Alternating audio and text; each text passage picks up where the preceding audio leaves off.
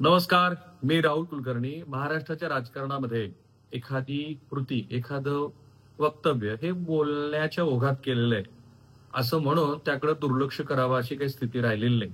आणि 2019 नंतर तर जेवढ्या शक्यता आम्ही वर्तवल्या होत्या त्या सगळ्या खऱ्या ठरलेल्या आहेत. आणि म्हणून काल विधान परिषदेचे विरोधी पक्षनेते श्री अंबादास दानवे यांच्या निरोप समारंभाच्या वेळेला श्री देवेंद्र फडणवीस यांनी उद्धव ठाकरे यांना जी ऑफर दिली, तर ती सुरुवातीला काळजीपूर्वक पाहिली तर बोलण्याच्या ओघात केलेली कृती आहे असं वाटतं सहजपणे.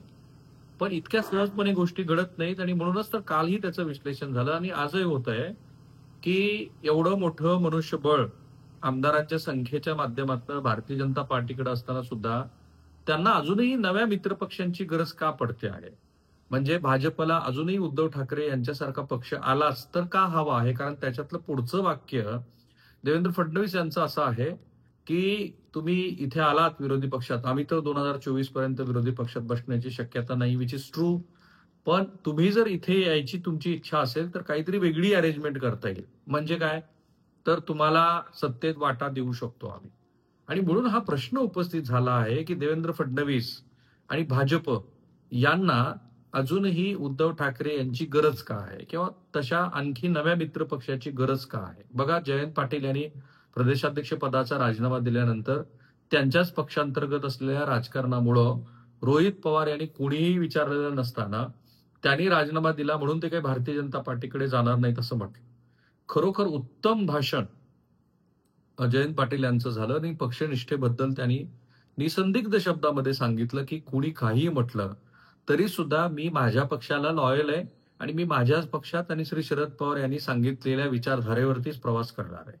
पण तरीही रोहित पवार यांचं ते जाणीवपूर्वक केलेलं वक्तव्य, याच्या आधी जयंत पाटील यांच्या निमित्ताने की ते भाजपात जाणार आहेत अशी होत असलेली सतत चर्चा, हे का घडतं आहे? किंवा उद्धव ठाकरे यांच्याबद्दल काल देवेंद्र फडणवीस यांनी जो काही ऑफर वगैरे दिली असं म्हणतात, ते का घडतं आहे? कारण भाजपला आपल्याकडं येतील तेवढे लोक हवेच आहेत. त्यांचं काय कॅरेक्टर आहे, त्यांना समाज मान्यता किती आहे, ह्यापेक्षा त्यांची विनिबिलिटी किती आहे. म्हणजे असं वाटतं आहे, की भारतीय जनता पार्टीनं एक असा दृष्टिकोन ठेवलाय. कदाचित दिवंगत पंतप्रधान वाजपेयी यांचं जे सरकार पडलं एकमताने, त्यानंतर संघ आणि भाजपनं सुद्धा हे धोरण आखायला सुरुवात केली आहे, की जोपर्यंत संख्याबळ नाही तोपर्यंत काही अर्थ नाही. आणि म्हणून संख्याबळ येण्यासाठी कितीही असे लोक की जे राजकारणामध्ये लोकांना नको आहेत आणि अक्षरशः सार्वजनिकरित्या ज्यांना साध्या ग्रामीण भाषेमध्ये टाकून दिलेले लोक असं म्हणतात, तर अशा लोकांना सुद्धा पक्षामध्ये घेऊन त्यांना पद देऊन संख्याबळ वाढवायचं आहे असं धोरण भाजपचं आहे. आणि त्या धोरणामध्ये तत्व, पार्टी विथ डिफरन्स वगैरे हे स्वतःच भाजपनं गुंडाळून ठेवलेलं आहे. आणि अलीकडे तर भाजपचा एक दृष्टिकोन असा आहे, की विरोधी पक्षाला स्पेसच मिळू द्यायचा नाही. आणि त्यातनं ही कृती घडताना दिसते आहे, की भाजप हे कुणीही आपल्याकडे आलं तर त्यांना घ्यायचं अशा दृष्टिकोनात आहे. आणि म्हणून उद्धव ठाकरे यांना सुद्धा भाजप घेणारच नाही असं नाही. काय झालं, की जेव्हा 2019 साली उद्धव ठाकरे यांनी एक वेगळी भूमिका घेतली आणि तोपर्यंतचं एक परसेप्शन जे होतं, की उद्धव ठाकरे यांना भाजप बरोबर बसण्याशिवाय काही पर्याय नाही, ते त्यांनी ध्वस्त केलं. महाविकास आघाडीचा भाजपला धक्का देणारा आणि त्यातल्या त्यात श्री देवेंद्र फडणवीस यांना मोठा धक्का देणारा प्रयोग हा करवला. 2.5 वर्ष सत्तेच्या केंद्रस्थानी ते राहिले.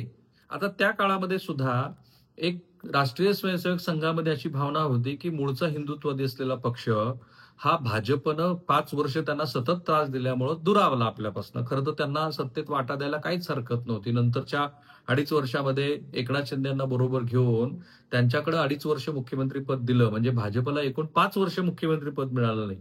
तर तेव्हा संघामध्ये एक विचार होता, की अजूनही काही फार बिघडलेलं नाहीये. पुन्हा एकदा उद्धव यांना एकत्रित आणावं आणि शरद पवार आणि काँग्रेसपासून त्यांना तोडावं. आणि तुम्हाला आठवत असेल तर नरेंद्र मोदी यांच्या भेटीला अजित पवार, अशोक चव्हाण आणि उद्धव ठाकरे गेले होते. तेव्हा ह्या दोघांना त्यांची प्राथमिक बैठक झाल्यानंतर उद्धव ठाकरे आणि नरेंद्र मोदी यांनी एकत्रित 40 मिनिटे चर्चा केली अशा बातम्या आल्या होत्या. आणि संघाची इच्छा आहे असंही म्हटलं गेलं होतं. म्हणजे संघाने तसे फिलर्स पण पाठवले. पण त्यानंतर मात्र उद्धव ठाकरे यांनी थेट संघालाच अंगावरती घ्यायला सुरुवात केली. त्यांचं त्यांचं असलेलं काळे टोपी घालणं वगैरे याच्यावरती टीका करायला सुरुवात केली. संघाचं आणि आपलं हिंदुत्व कसं वेगळं आहे असं ते बोलत राहिले. त्यानंतर संघ दुरावला आणि मग नंतर तर जे काही घडलं ते महाराष्ट्रानं बघितलंच, की एकनाथ शिंदे यांनी मोठ्या धारिष्ठानं पक्ष फोडला. पक्ष फोडून सत्ता मिळवली आणि जे शिवसेनेत आत्तापर्यंत झालेलं होतं ते करून दाखवलं. म्हणजे उद्धव ठाकरे यांना एक मोठा सेटबॅक.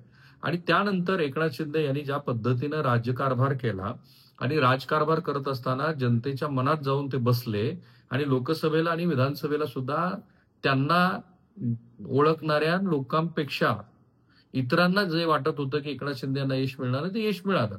आणि म्हणून आता एकनाथ शिंदे यांच्याबरोबर भाजपचं सरकार महाराष्ट्रात आहे. पण तरीही भाजपला का उद्धव ठाकरे हवे आहेत त्याची 2 कारणं आहेत. एक, उद्धव ठाकरे यांच्या संदर्भात असे फिलर्स पाठवून एक अविश्वासाचं वातावरण महाराष्ट्रामध्ये कायम ठेवण्यामध्ये भाजप यशस्वी होईल.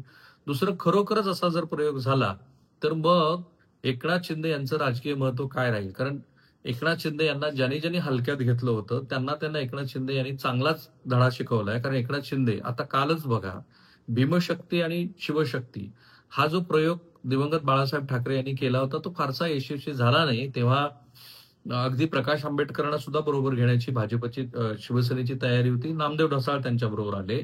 आठवलेंनी काही काळ सख्य करण्याचा प्रयत्न केला. तर अशा वेळेला आता तोच आनंदराज आंबेडकर यांच्याकडनं आणि किती चाणाक्षपणे एकनाथ शिंदे यांनी ती मांडणी केली, की तुमचं तर रक्ताचं नातं आहे. अ, बाबासाहेब आंबेडकरांबरोबर तुमचं रक्ताचं नातं आहे हे ते सांगत राहिले. बरं, आता विधानसभेच्या निवडणुका नाही झाल्या, तर स्थानिक स्वराज्य संस्थांच्या निवडणुका होतील. आणि जिथे मुंबईमध्ये दलित मताचा टक्का हा महत्वाचा आहे, त्या ठिकाणी पुढचं राजकारण आखून एकनाथ शिंदे यांनी मोठ्या खुबीनं आनंदराज आंबेडकर यांना आपल्या बरोबर घेतलं. राजेंद्र गवई हे सुद्धा विधानसभा निवडणुकीच्या आधी यायला तयार होते. आता हे एकनाथ शिंदे की जे इतरांना आश्चर्याचे धक्का देत आहेत, त्यांना याची कल्पना आहे की त्यांचा स्पर्धक हा भाजप आहे. कारण हिंदुत्ववादी मताच्या जोरावरती दोघांनाही मतं मागायचे.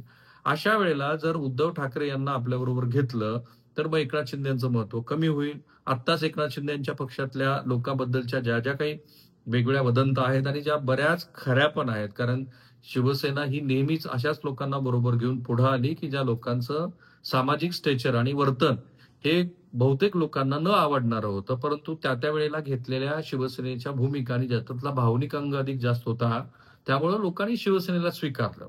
तर अशा वेळेला शिवसेनेत त्याच लोकांनी निर्माण केलेल्या परिस्थितीमुळं एकनाथ शिंदे यांच्या शिवसेनेची जी काही बदनामी होते आहे, ती बदनामी ही घडते आहे, घडवून आणली जाते आहे, असं एकनाथ शिंदे यांना वाटणं साहजिक आहे.